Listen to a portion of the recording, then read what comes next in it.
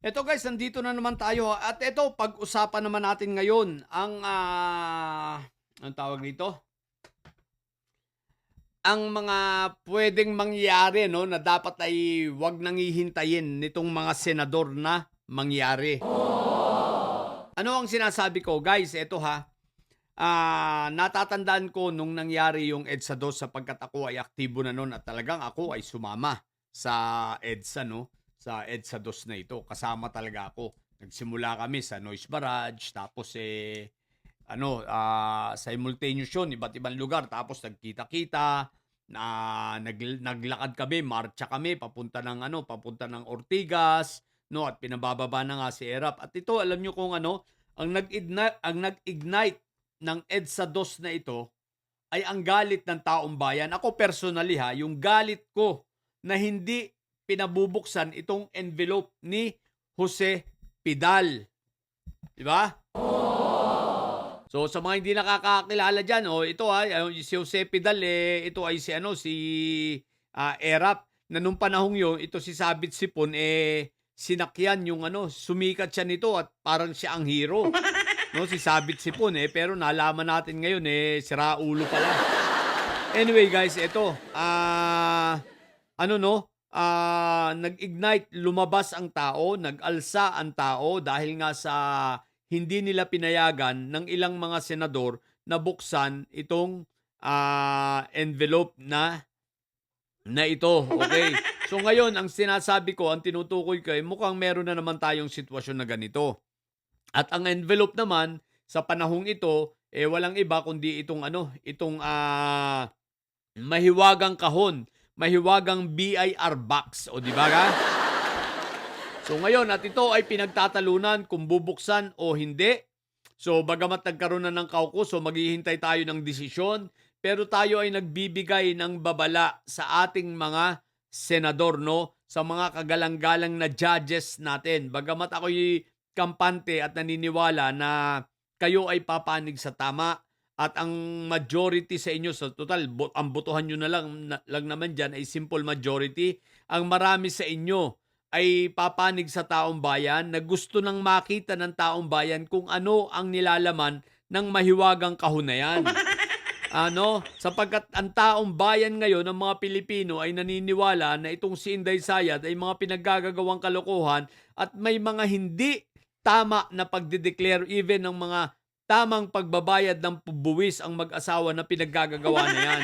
So ngayon, ang taong bayan ay gustong malaman ang katotohanan kung ito ba ay magtatama sa income nila, kung sila ba ay nagbayad ng tamang buwis, kung ang laman ba nila sa bangko tatama rin laban dito sa kumpara dito sa laman ng mga box na yan base sa kanilang mga ibinubuwis. So gusto ring makita ng taong bayan at huwag ninyong pagdamutan mga senator judges, ha?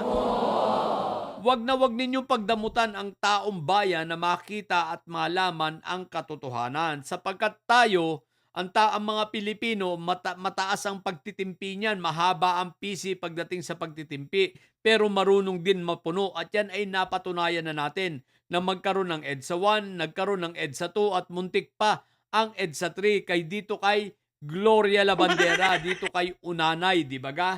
Ngayon, huwag nyo nang hintayin mga senator judges. Huwag kayong matakot sa mga didilis. Yung mga didilis, walang bilang yan. Napansin nyo ba nakailang rally na sila? Dumadami ba sila? Umaasa na nga lang sila sa iglesia ng kulto. 'Di ba? Ngayon, pati nga yung kulto, 'di ba? Nag-iisip na yung mga miyembro. Kaya hindi na dumadami-dami ang rally nila, 'di ba ga? Kaya ngayon, mag-isip kayo.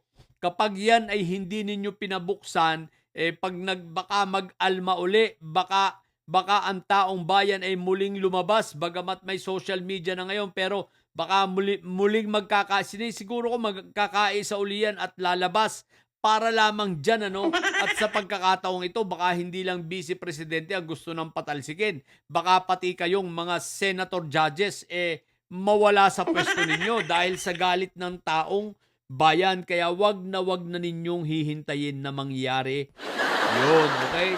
Gusto nyo ba ng EDSA 3? Wag na.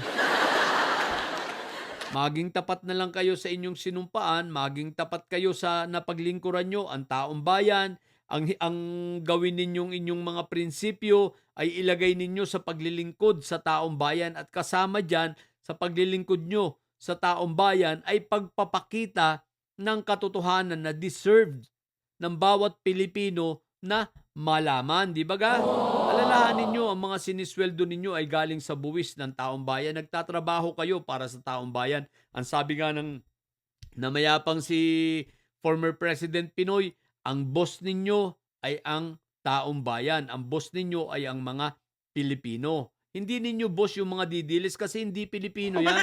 Yung mga didilis na yan, hindi Pinoy yan. Tandaan ninyo ha.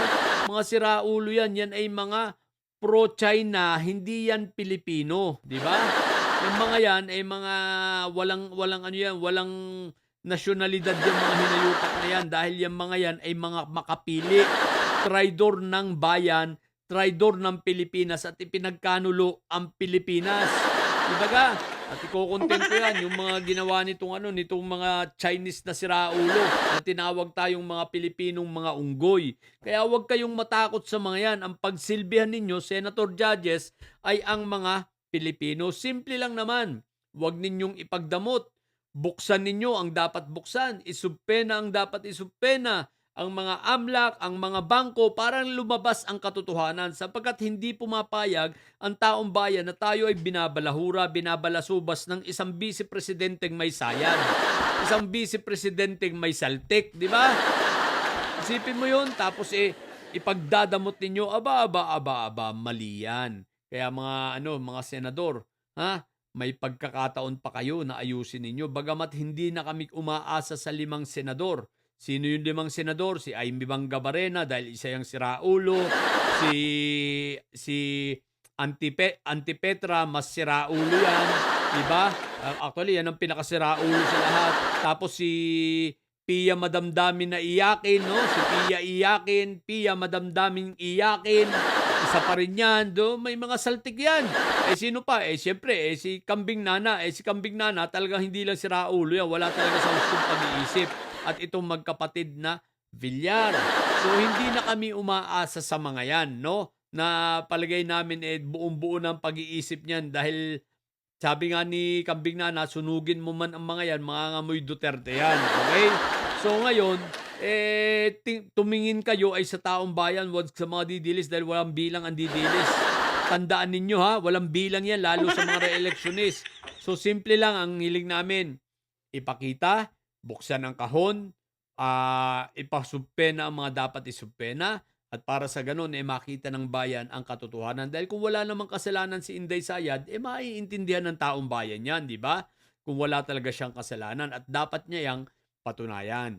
Okay? Kaya yun lang, mga senator judges, mag-isip-isip kayo. Makididilis ba kayo ng mga makapili o kayo ay para sa bayan? Yan lang ang tanong, okay? Yun lang, sa mga bobong didilis at may sayad dyan na nyo. Ang tatay nyo ay preso, ang bibi nyo ay bobo. Manatili kayo mga bobo at may sayad sapagkat ang may sayad ay laging high blood. Bye!